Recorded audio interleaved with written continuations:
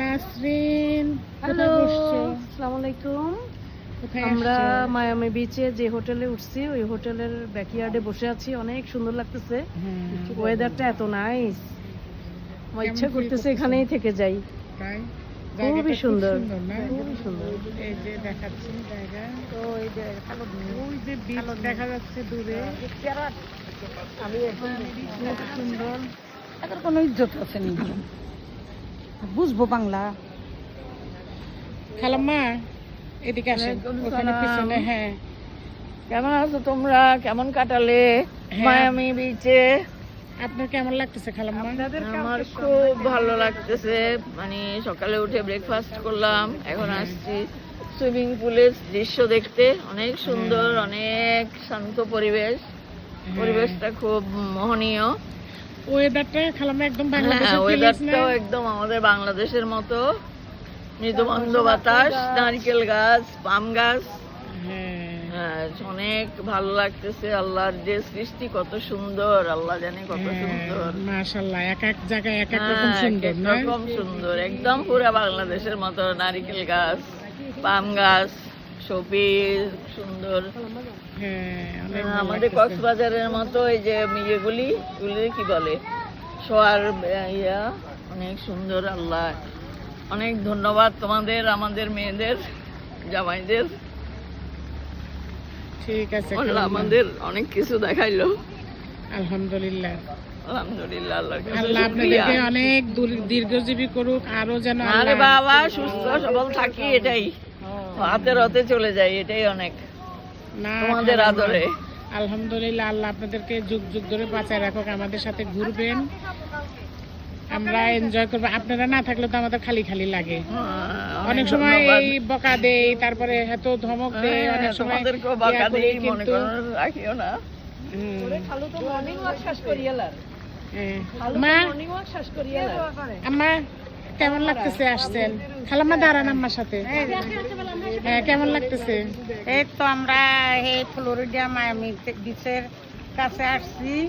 এখানে আমরা সুইমিং পুলের কাছে এনজয় করতেছি।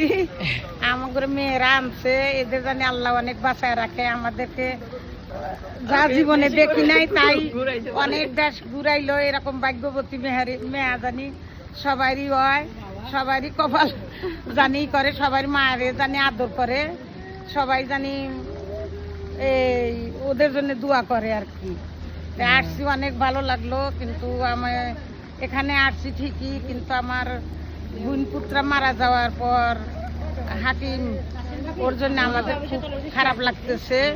যাওয়া মুহূর্তে এই করে আল্লাহ জানি হাকিমরে জান্নাতবাসী করে, এটাই বেড়াইতেছি ঠিকই, কিন্তু ওর জন্যে ও আমাকে সবসময় খবর লইতো। ও হ্যাঁ, হ্যাঁ বলেন। হ্যাঁ, ও আমার সবসময় মাসে মাসে খবর লইতো, এবং মরার 12-14 দিন আগে ও আমাকে সব বাংলাদেশে এসে অনেক কথা টথা বলছে। কিন্তু ওর জন্য অনেক আল্লাহ জানি ওরে দোয়া অনেক ব্যস্ত নসিব করে, ওর জানি অনেক ইয়া করে।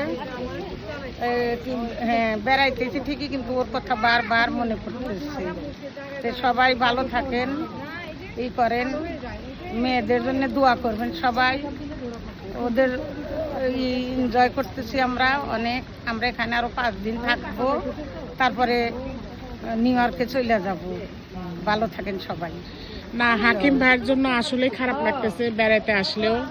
হাকিম ভাইয়ের জন্য কারণ মরার কয়দিন কয় মাস পর পর হলে একটু খোঁজ নিত যে কেমন আছো। এমনকি মৃত্যু হ্যাঁ, কয়দিন আগে। মৃত্যুর 17ই আগস্ট মনে হয় ওনার সাথে প্রায় 22 মিনিট কথা হয়েছিল। তো দেখে খুব ভালো লাগলো যে হাকিম ভাই দেশে আসছে, এখন ফ্যামিলি নিয়ে থাকবে, ছেলের বউ দেখাইলো। এত মানে আমরা খুশি হয়েছি যে বেচারা জীবনে অনেক পরিশ্রম করছে, এখন দেশে আসলো। কিন্তু আসার পরে হ্যাঁ, মৃত্যুটা মানে আল্লাহ ভালো জানে কার কখন মৃত্যু, কিন্তু খুবই খারাপ লাগছে। আল্লাহ যেন সবাইরে বেহেশত নসিব করুক, হাকিম ভাইরেও বেহেশত নসিব হাকিম করুক। ভাইয়ের বউর বলে যে আমরা যোগাযোগ করতে পারতেছি না, যেহেতু দূরে আসছি। আমরা কিন্তু ওর কথা অনেক মনে পড়তেছে, যেহেতু ও আমাদের অনেক কাছের লোক ছিল। তে সবাই ওর জন্য দোয়া করি।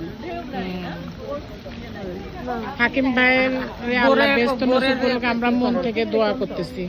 সবাই ভালো থাকবেন। আসসালামু আলাইকুম।